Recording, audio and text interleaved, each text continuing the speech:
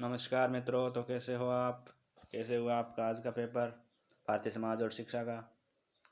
BST first year exam से जुड़ा तीसरा पेपर लेकर आ चुका हूं मैं आपका 2021 का, जिसमें हम शॉर्ट आंसर बताने की कोशिश करेंगे। अगर आप हमारे चैनल पर पहली बार विजिट कर रहे हो तो हमारे चैनल के सब्सक्राइब करके बेल आइकन को ज़रूर दबाएं, ताकि आने वाले वीडियो का हर अपडेट आपके पास नोटिफिकेशन के रूप में सबसे पहले प्राप्त हो। और अगर आपका कोई दोस्त बीएसटीसी डीएलएड कर रहा है तो उसे भी हमारे चैनल को सब्सक्राइब करने के लिए कहे, शेयर करें उनके पास। तो दोस्तों शुरू करते हैं वीडियो को।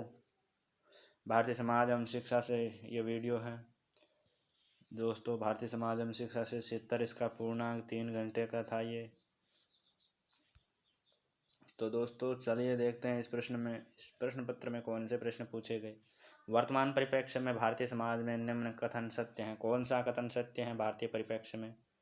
तो दोस्तों यहाँ केवल उच्च जाति के लोग इस शिक्षा प्राप्त करने के अधिकारी हैं। वर्तमान में ये बिल्कुल नहीं है। जाति का निर्धारण जन्म के आधार पर होता है? बिल्कुल होता है। किसी जाति विशेष का व्यक्ति उस जाति के लिए निर्धारित व्यवसाय ही कर सकता है? नहीं दोस्तों। केवल कुछ जाति के लोगों को ही मंदिर में प्रवेश की अनुमति है? नहीं दोस्तों। तो इसका करेक्ट आंसर हो जाएगा जाति का निर्धारण जन्म के आधार पर होता है। अगला प्रश्न की ओर बढ़ते हैं कि 2011 की जनगणना के अनुसार राजस्थान में पुरुष महिला संख्या का अनुपात क्या था दोस्तों? तो पुरुष महिला का जनसंख्या का अनुपात राजस्थान में लिंगानुपात कहलाता है दोस्तों। जिसमें 1000 पुरुषों पर स्त्रियों की संख्या बताई जाती है, उसे लिंगानुपात कहते हैं। तो राजस्थान में ये करीब 928 हैं। इसमें 928 का ऑप्शन नहीं है, तो इसमें ऑप्शन से करेक्ट आंसर हो जाएगा अपने 926। दोस्तों ये उल्टा मत कर देना 926 अनुपात 1000, क्योंकि यहाँ पर पुरुष और महिला जनसंख्या अनुपात पूछा गया, न कि महिला पुरुष। तो दोस्तों इसका उल्टा हो जाएगा उत्तर। अगर आप चाहते हो कि आपका उत्तर सही हो तो ये उत्तर सही होगा आपका से ऑप्शन। दोस्तों अपना अगला प्रश्न है, भारत में शिक्षा की व्यवस्था का मुख्य दायित्व किसका है? तो इसका दोस्तों उत्तर होता है, अगर सूची के अनुसार पूछा होता तो हम यहाँ पर करते समवर्ती सूची। दोस्तों क्या करते? समवर्ती सूची। लेकिन यहाँ पर हमें सूची नहीं पूछी गई है, तो हम इसका उत्तर करेंगे केंद्र सरकार द्वारा दोस्तों। अब आपकी राय कुछ और हो सकती है, तो आप अपने कमेंट बॉक्स में राय जरूर पेस्ट करें। मेरे अनुसार इसमें केंद्र सरकार होना चाहिए। ज्योतिबा फुले ने समता और न्याय के मूल्य पर निम्न में से किस संस्था की स्थापना की? तो इसका उत्तर होगा अपने सत्य शोधक समाज की। ऑप्शन दे करेक्ट आंसर। अगला प्रश्न है, बच्चे अपने पारिवारिक व्यवसाय से अनौपचारिक प्रशिक्षण प्राप्त करते हैं, गडोल या लोहार समुदाय के उदाहरण से स्पष्ट कीजिए। इसमें आपको बताना था कि गडोल या लोहार के बच्चे अपने अभिभावकों संरक्षकों को देखकर लोहे से संबंधित वस्तुएं बनाने निर्माण प्रक्रिया को अच्छे से परखते हैं, और समय समय पर अवसर मिलने पर वो अपने कार्य द्वारा करके सीख लेते हैं। उनको प्रशिक्षण प्राप्त हो जाता है इस माध्यम से। अगला प्रश्न, प्राचीन काल में वर्ण व्यवस्था के अनुसार 4 वर्णों में क्या क्या कार्य निर्धारित किए गए थे? तो इसमें आपको बताना है, ब्राह्मण है, वैश्य है, शूद्र है, क्षत्रिय वैश्य शूद्र। तो इनके कार्य बताने आपको पता ही होगा। ब्राह्मण का काम होता था विद्या अध्ययन करवाना, क्षत्रियों को काम युद्ध है, बाहरी हमलों से रक्षा करना है, जबकि वैश्य कृषि है, व्यापार है, वाणिज्य है। और शूद्र का क्या काम होता था? अपने से ऊपर वाले वर्गों सेवा शुश्रूषा करना। ब्राह्मण का काम होता विद्या अध्ययन, वैश्यों का होता, क्षत्रियों का होता युद्ध करना, बाहरी हमलों से रक्षा करना, जबकि वैश्यों का होता था कृषि, व्यापार, वाणिज्य आदि। और जबकि शूद्र अपने से उच्च वर्ग वाले अर्थात ब्राह्मण और क्षत्रियों के सेवा शुश्रूषा का काम करते थे।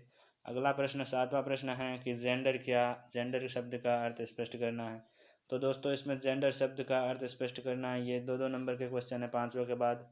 जेंडर शब्द का अर्थ स्त्रीउचित और पुरुषोचित गुणों से लिया जाता है, जो कि प्राकृतिक न होकर कृत्रिम है। ये धारणा है, जेंडर शब्द का संबंध धारणा से है। अनुसूचित भाषाओं से क्या आशय हैं? तो दोस्तों ये अनुसूचित भाषाओं से आशय हैं, देश में संवैधानिक दर्जा प्राप्त भाषाओं को अनुसूचित भाषा कहा जाता है। इनमें संविधान निर्माण मूलतः अनुसूचित भाषाओं की संख्या संविधान निर्माण के समय दोस्तों 14 भाषाएं अनुसूचित थी, जबकि अभी वर्तमान में 22 अनुसूचित भाषाएं हैं। किन्हीं 2 अनुसूचित भाषाओं में आप हिंदी, तमिल, तेलुगु इनका नाम लिख सकते हैं, मराठी आदि का। अगला प्रश्न है दोस्तों, दारुल उल्म क्या है? दारुल उलूम क्या है, इसकी स्थापना कब हुई? तो इसका उत्तर होगा दारुल उलूम मुसलमानों के लिए शैक्षणिक संस्थान है जिसकी स्थापना 1866 में हुई। ये देवबंद उत्तर प्रदेश में स्थित है। दोस्तों इसका उत्तर होगा आपके 1866 में इसकी स्थापना हुई थी। 1866 में यूपी के देवबंद में होती है इसकी स्थापना। मुस्लिम धर्म की प्रमुख शैक्षणिक संस्था है। अगला है प्रश्न 10वां, सामाजिक विविधता का ध्यान में रखते हुए कक्षा में शिक्षक का व्यवहार कैसा होना चाहिए? जाति प्रथा पर औद्योगिकरण के क्या क्या प्रभाव पड़े? 11वां प्रश्न, ये 3-3 नंबर के क्वेश्चन है। 12वां, दलित बालिकाओं की शिक्षा को बढ़ाने के लिए क्या क्या प्रयास किए जाने चाहिए?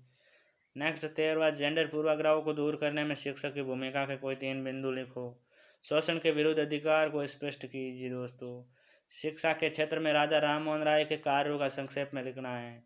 दयानंद एंग्लो वैदिक स्कूल की स्थापना के मुख्य उद्देश्य लिखने हैं।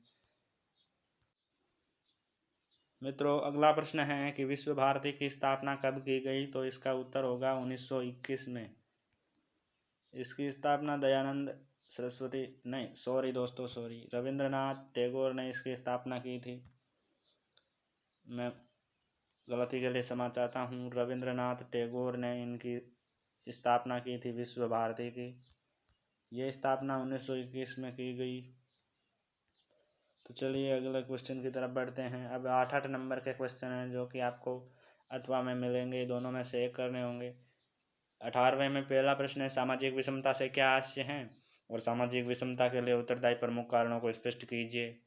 अगला इसके अथवा में सामाजिक स्तरीकरण का अर्थ बताइए और सामाजिक स्तरीकरण के संबंध में कार्ल मार्क्स के विचारों को स्पष्ट कीजिए। अब 19वें में पहला है, भारत में दलितों की शिक्षा की वर्तमान में क्या स्थिति है? और दलित समुदाय के बालक बालिकाओं की शिक्षा में रुकावट डालने वाली समस्याओं का वर्णन कीजिए। इसके अथवा में दे दिया, भारत में बालिका शिक्षा की स्थिति को बताते हुए बालिका शिक्षा में सुधार हेतु समाधानों का वर्णन करो। अब 20वें प्रश्न में दे दिया, मुस्लिम समुदाय के शैक्षिक पिछड़ेपन के कारण बताइए और उस संबंध में सचर समिति के द्वारा दी गई रिपोर्ट के प्रमुख अंश बताइए। इसके अथवा में दे दिया, भारतीय नागरिकों के मूल कर्तव्य से क्या आशय हैं?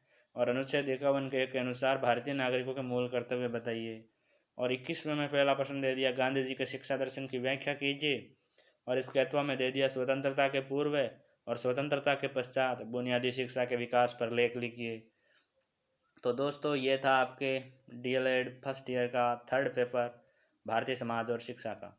तो कैसा प्रश्न पत्र हुआ आपका, ज़रूर कमेंट बॉक्स में बताएं। और कोई प्रश्न लगता हो आपको कि ये प्रश्न गलत हैं तो उसका सही उत्तर भी कमेंट बॉक्स में ज़रूर करें और अभद्र भाषा का प्रयोग न करें।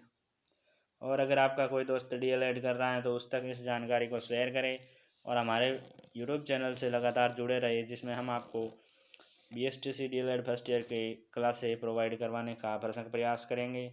धन्यवाद दोस्तों वीडियो देखने के लिए।